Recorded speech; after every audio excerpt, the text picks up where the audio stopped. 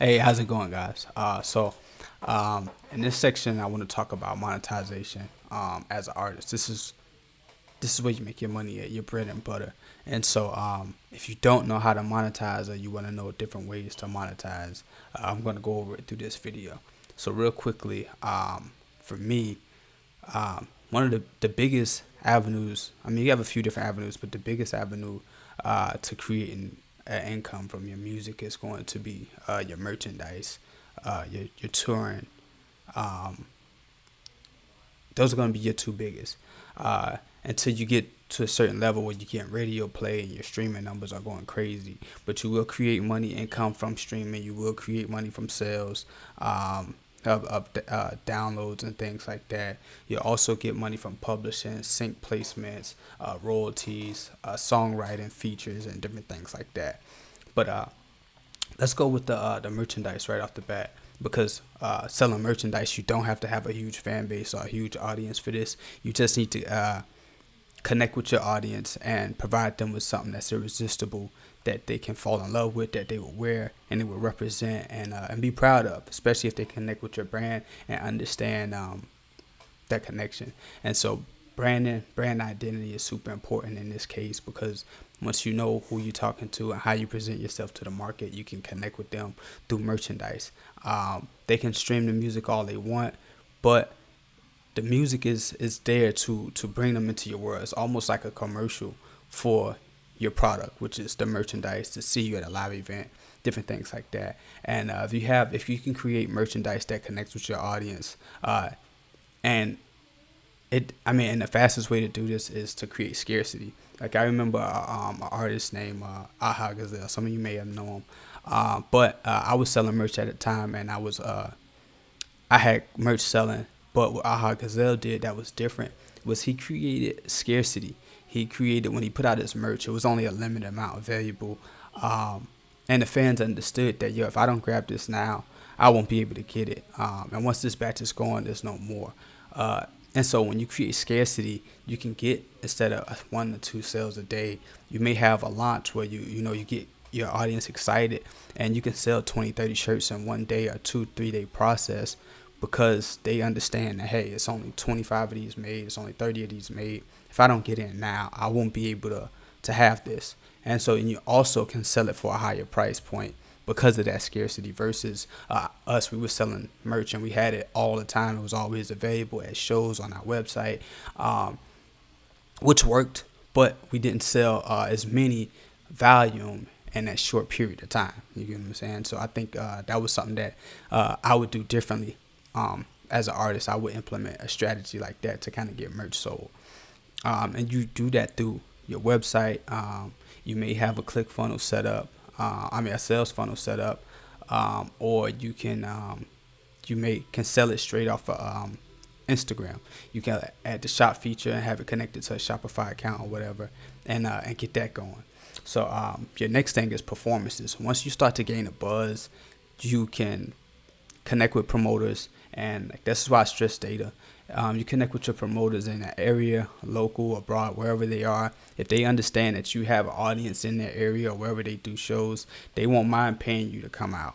They could pay you $500 to come out, because they know, okay, he could bring out 40 to 50 fans at 10, 15, $20 a piece. Mathematically, it makes sense for me to book this artist. And if you don't have that, sometimes there's ways around it. You can get booked for festivals who are just looking for dope talent to come in and not really looking to convert, because they have bigger acts that are bringing those ticket sales for them. But you always want to focus on building your fan base. If you can bring in people that will purchase a ticket to see you, you will always be booked. It's a no-brainer. You can also book yourself. I started off booking myself. I understood at the time I didn't have a huge audience. I didn't have a huge fan base. So I collaborated with a local promoter. We went half and half on bringing bigger artists to the city, that not just any artist, but the artists I knew, if I can get in front of their fans, they would most likely want to rock with me and what I had going on. And so it's all based on knowing your target, knowing your audience. And I did that. The first show we did, it was a great turnout. It was about 600 people there. I gained relationships. I strengthened my relationships with two of the artists that we brought. They were bigger. Their audience loved us. You get what I'm saying? And so we ended up making money from the door, and we ended up performing right before these bigger acts. And so we started, for one, it created a perception in the fans' eyes that, hey, yo, these guys are going on right before some of my favorite artists, and they actually know them and have a relationship with them, so they must be cool.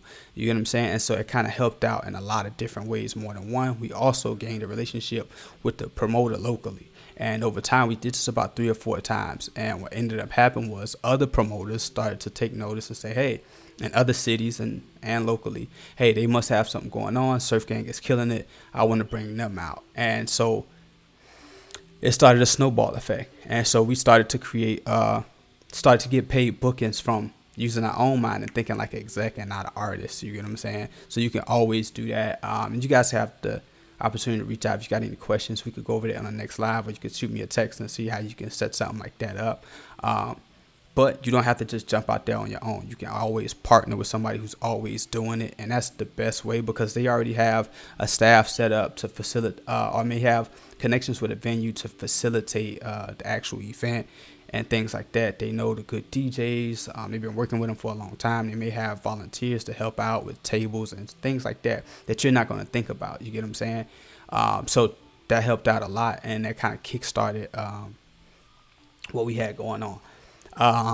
Another thing is album sales. People feel like in the streaming era, albums don't sell. But I've been to plenty of events, plenty of live shows where people who knew the music, hardcore fans, they already were streaming the music, they wanted to purchase the actual album, the physical copy, because they couldn't get it on Spotify.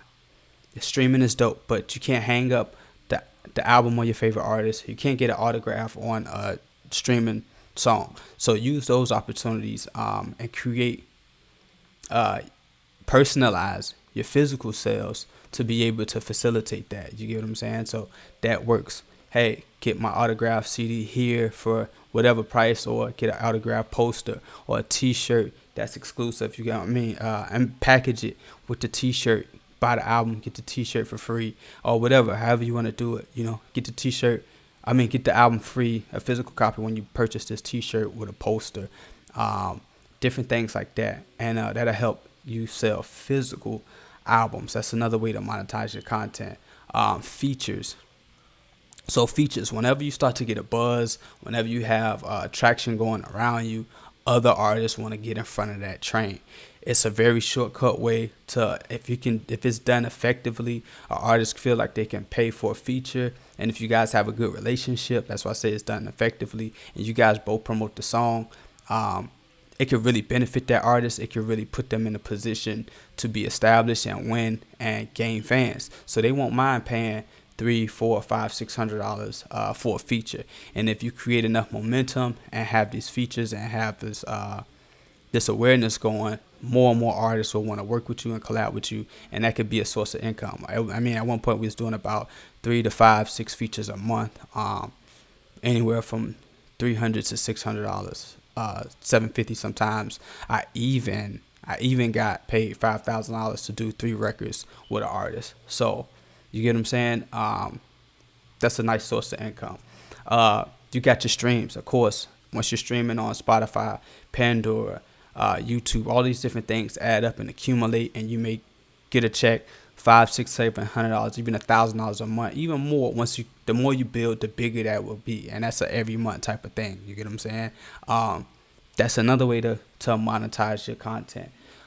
Brand deals and sponsorships. You can approach brands, or brands may approach you, say, hey, how you doing? We shooting a music video. We love to feature your shirt or your company or whatever in the beginning, or product placement inside our videos for $1,000, $500, $250, whatever. And I would use that money whenever we would do partnerships like that. I would always use it to promote the actual content, the video content. That way the brand or whoever we're working with sees like, yo, it's a lot of traction on this video. They got a lot of numbers, probably was, some of the dopest numbers they had recently, and my brand is being exposed to those people. And so that leaves room to work more and get bigger packages, the next go round. So it's always a good thing. Always plug the sponsorships or the brands you're working with. You could also do a deal, say, hey, I'll post you on social media 6 to 7 times out of this month, and different things like that to get it started.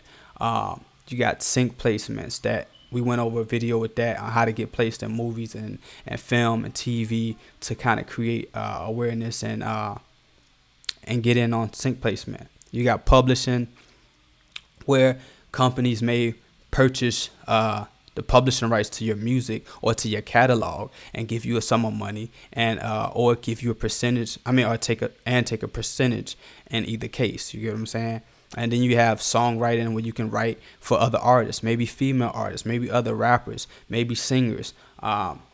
It could be a hook, even for a dope rapper. You can sit in the studio and create songs and hooks with producers and sell those beats with the producer and the feature on it for a set amount of fee, especially for artists who are working, who may not know how to come up with a great song or a great hook, or artists who are super busy and just want to go in and write a verse or two and get their album produced fast. So that works. These are all different ways to monetize your content, and I hope you guys take advantage of them, and I'll see you guys in the next module. Peace.